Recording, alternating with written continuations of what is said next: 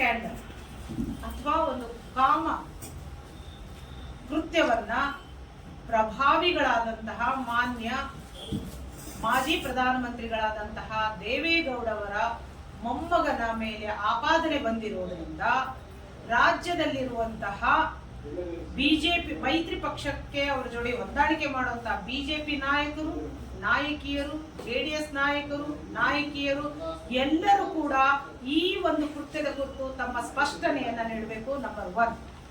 ಎರಡನೇದಾಗಿ, ಇದು ಪ್ರಭಾವಿ ಮನೆತನದವರಾಗಿರೋದ್ರಿಂದ ಈಗಾಗಲೇ ಸನ್ಮಾನ್ಯ ಮುಖ್ಯಮಂತ್ರಿಗಳು ಇದನ್ನ SITಗೆ ಕೊಟ್ಟಿರೋದ್ರಿಂದ ತನಿಖೆಗೆ ಯಾವುದೇ ರೀತಿ ತೊಂದರೆ ಆಗದೆ ಹಾಗೆ 4 ಜನ ಈ ಕುಟುಂಬದವರು, ಮಾಜಿ ಮುಖ್ಯಮಂತ್ರಿಗಳಾದಂತಹ ಕುಮಾರಸ್ವಾಮಿ ಅವರು ರಾಜೀನಾಮೆ ಕೊಡಬೇಕಾಗುತ್ತೆ. ಹಾಗೆ ಸನ್ಮಾನ್ಯ ಶ್ರೀ ದೇವೇಗೌಡ ಅವರು ಕೂಡ ತಮ್ಮ ಹುದ್ದೆಗೆ ರಾಜೀನಾಮೆ ಕೊಟ್ಟು ತನಿಖೆಗೆ ಸಹಕರಿಸಬೇಕು. ಜೊತೆಗೆ ರೇವಣ್ಣ ಸರ್ ಕೂಡ ತಮ್ಮ ಶಾಸಕ ಹುದ್ದೆಗೆ ರಾಜೀನಾಮೆ ಕೊಟ್ಟು ತನಿಖೆಗೆ ಸಹಕರಿಸಬೇಕು. ಹಾಗೆ ಸಿಟ್ಟಿಂಗ್ ಎಂಪಿಗಳಾಗಿರುವಂತಹ ಪ್ರಜ್ವಲ್ ರೇವಣ್ಣ ಅವರು ಕೂಡ ರಾಜೀನಾಮೆ ಕೊಟ್ಟು ತನಿಖೆಗೆ ಸಹಕರಿಸಬೇಕು.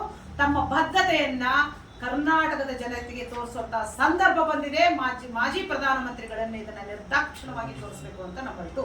ನಂಬರ್ 3, ಪ್ರಭಾವಿಗಳಾಗಿರೋದ್ರಿಂದ ಇವರು ವಿದೇಶಕ್ಕೆ ಹಾರಿ ಹೋಗುವಂತಹ ಎಲ್ಲಾ ಅವಕಾಶಗಳಿರೋದ್ರಿಂದ ಈ ಮೇಲಿನ 2 ಬೇಡಿಕೆಗಳನ್ನ ತತ್ಕ್ಷಣ ನೆರವೇರಿಸೋದ್ರ ಮೂಲಕ ರಾಜ್ಯದ ಮಹಿಳೆಯರಿಗೆ, ಬಿಜೆಪಿ ನಾಯಕ ನಾಯಕಿಯರು ಮತ್ತು ರಾಷ್ಟ್ರ ಮಟ್ಟದ ನಾಯಕ ನಾಯಕಿಯರು ರಾಷ್ಟ್ರೀಯ ಆಯೋಗವನ್ನ ಕಳಿಸ್ಕೊಡ್ಬೇಕು. ಸಂತೃಪ್ತಿಯವ್ರ ಜೊತೆ ಕುತ್ಕೋಬೇಕು, ಸುಮೋಟೋ ಕೇಸ್ ಬುಕ್ ಮಾಡ್ಕೋಬೇಕು. ಅವರಿಗೆ ಸಾಂತ್ವನ ಹೇಳೋದ್ರ ಮೂಲಕ ಅವರ ಒಂದು ಜೀವಕ್ಕೆ, ಸಂತ್ರಸ್ತೆಯರ ಜೀವಕ್ಕೆ ಅವರು ರಕ್ಷಣೆಯನ್ನ ನೀಡಬೇಕಾಗುತ್ತೆ, ಅವರಿಗೆ ಸಾಂತ್ವನವನ್ನ ನೀಡಬೇಕಾಗುತ್ತೆ. ಈ ಕೆಲಸವನ್ನ ರಾಷ್ಟ್ರೀಯ ಮಹಿಳಾ ಆಯೋಗ ಮಾಡಬೇಕು. ಈಗಾಗಲೇ ರಾಜ್ಯ ಮಹಿಳಾ ಆಯೋಗ ಆ ಕೆಲಸವನ್ನ ಮಾಡಿದೆ, ಪತ್ರವನ್ನ ಬರೆದ. ಆ ಪತ್ರದ ಆಧಾರದ ಮೇಲೆನೆ ಇವತ್ತು SITಗೆ ಮಾನ್ಯ ಮುಖ್ಯಮಂತ್ರಿಗಳು ಕೊಟ್ಟಿದ್ದಾರೆ.